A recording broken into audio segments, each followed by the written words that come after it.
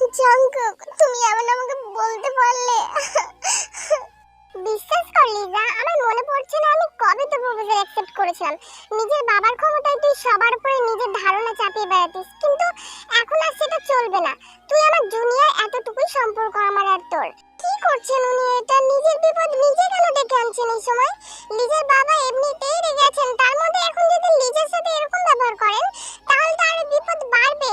আমাকে তখন হাত দেখিয়ে চুপ করতে বললেন, ওনার কথা ভেবে আমি চুপ করে গেলাম, আর উনি এখন নিজেই কান খুলে শুনে রাখ লিজা, আজকের পর থেকে তেকে অপমান করার কথা মাথাতেই আনবি না।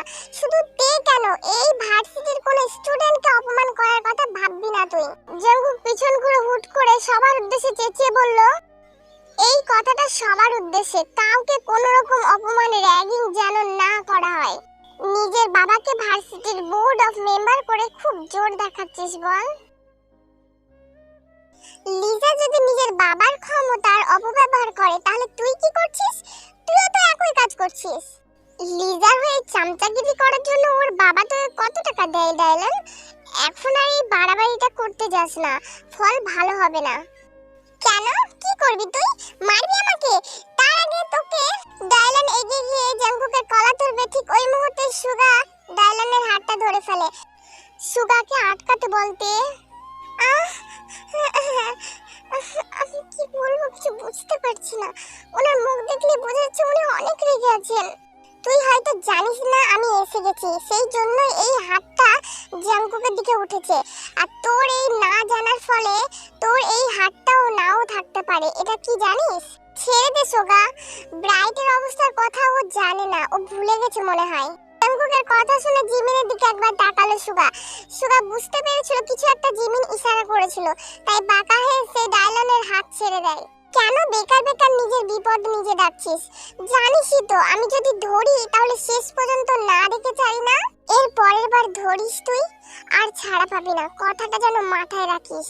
কথাটুকু বলেই সুগা বেরিয়ে গেল হান হান করে। দেখ, আমি কোনো পাওয়ার ইউজ করছি না। লিজা যেই অ্যাডভান্টেজটা নিত আমি সেটা আর শেষ করেছি জাস্ট। আমি চাই ভার্সিটিতে সবাই মিলেমিশে থাকবে, দ্যাটস ইট। আশা করি বুঝে গেছিস। জঙ্কুকের কথা শেষ হতেই সবাই একে একে চলে যায়। জঙ্কুক, আপনি এমনটা কেন করলেন? কি করলাম তে? এভাবে লিজাকে সবার সামনে অপমান কেন করলেন? এটা যদি কাই আঙ্কেল জানতে পারেন তাহলে তো আপনার ক্ষতি করতে চাইবেন। আপনার তো লিজাকে হাতে রাখার কথা ছিল, তাহলে আস্তে আস্তে বলো। এরকম রাজধানী এক্সপ্রেসের মতো ছুটছো কেন? আমি পালিয়ে যাচ্ছি না, আর যাবো না। তোমার কাছেই আছি, কাছেই থাকবো।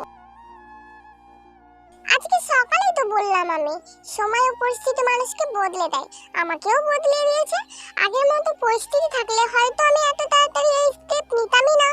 লিজাকে অপমান করা তো দূরের কথা, আর রইলো বাকি বিপদ ক্ষতির কথা, ও বুঝে নেব। কি বা করবে, মারতে যায় আর কিছু? জাঙ্কু, আজেবাজে কথা বন্ধ করুন। এত ইজিলি কথাগুলো বলছেন কিভাবে? যেন আপনার জন্য কেউ চিন্তাই করে না। যারা আপনার জন্য তো চিন্তা করে তাদের কথা অন্তরে একটু ভেবে দেখুন। কি আজেবাজে কথা বলছেন আপনি? ওয়েট ওয়েট তে, কি বলছো তুমি? কে চিন্তা করে আমার জন্য? আমি তো একটু জানি না। আচ্ছা বলো তো আমার জন্য কে কে চিন্তা করে? আপনার জন্য আপনার বাবা মা চিন্তা করে, সুগা চিন্তা করে, আর জিমিনের কথা বলছিলাম, জিমিনও তো আপনার জন্য চিন্তা করে। আর তে তুমি আমার জন্য চিন্তা করো না? তোমার আমার জন্য চিন্তা হয় না? তে জাঙ্কুকের কথা শুনে জাঙ্কুকের দিকে তাকাতেই যেন মায়ায় আটকে যায়। জাঙ্কুক, মন বলছে আমি বলে দিই, হ্যাঁ আমি আপনার জন্য চিন্তা করি, কারণ আপনি না মানলেও আমি আপনাকে স্বামী বলে মানি। কিন্তু কোথাও একটা গিয়ে যেন আমার আটকা লাগছে। হয়তো হয়তো আপনি যে আমাকে অস্বীকার করেছেন সেটাই মেন কারণ। তে চুপ করে থাকলে জাঙ্কুক একটা তাচ্ছিল হাসি দেয়, আর আস্তে আস্তে জাঙ্কুক পিছাতে শুরু করে। জাঙ্কুক ওখান থেকে চলে গেলে তে স্থিরভাবে ওখানেই দাঁড়িয়ে থাকে। লিজা, লিজা আমার কথাটা শুন, এরকম পাগলামি করিস না প্লিজ। লিজা ঘরের সব জিনিস এক এক করে ভেঙে ফেলছে। ভার্সিটি থেকে ফিরেছে, ডায়লন হাজারো আটকানোর চেষ্টা করে, ও যখন পারলো না তখন কাছে গিয়ে লিজার বাহু ধরে শক্ত করে ধরে ঝাঁকিয়ে বলল, শান্ত হ তুই একটু। শুধু কি তোর রাগ হচ্ছে? আমার কি কোনো রাগ হচ্ছে না? তুই জানিস আমার মধ্যে কি চলছে তখন থেকে? কি শান্ত হব? আমাকে শান্ত হতে বলছো? আজ সবার সামনে জাঙ্কুক আমাকে ওই মিডল ক্লাস মেয়েটার জন্য অপমান করেছে। ছাড়বো না, আমি কাউকে ছাড়বো না। আমি সবকে শেষ করে দেবো, তারপর নিজেকে শেষ করে দেবো। Shut up! কি সব আজে বাজে কথা বলছিস? তোকে কিছু করতে হবে না, যা করার আমরা করব, তুই চিন্তা করিস না। ডায়লন ঠিকই বলেছে লিজা, তোমাকে চিন্তা করতে হবে না, যা করার আমরা করব। জিয়ন জাঙ্কুক এবার হাড়ে হাড়ে টের পাবে ও যে সাপের গর্তে হাত ঢুকিয়েছে, ছবল তোকে খেতেই হবে। এতক্ষণ কোথায় ছিলে তুমি?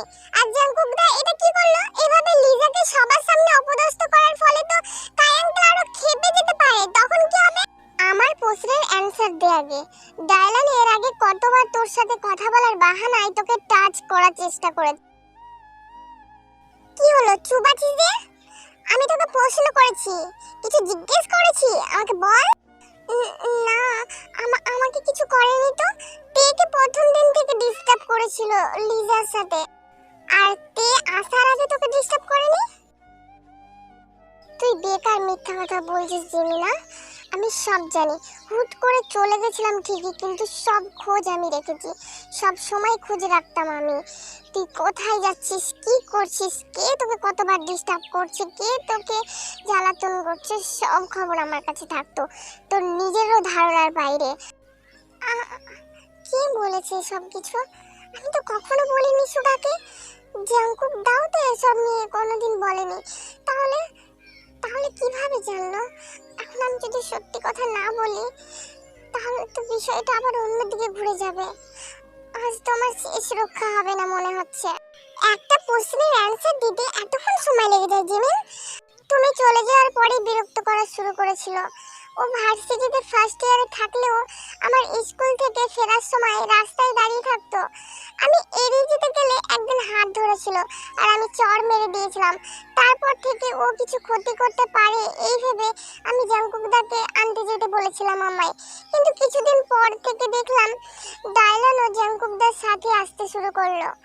জাঙ্কুকদার চোখের আড়ালে আমাকে টাচ করার চেষ্টা করেছিল ঠিকই, কিন্তু পারেনি।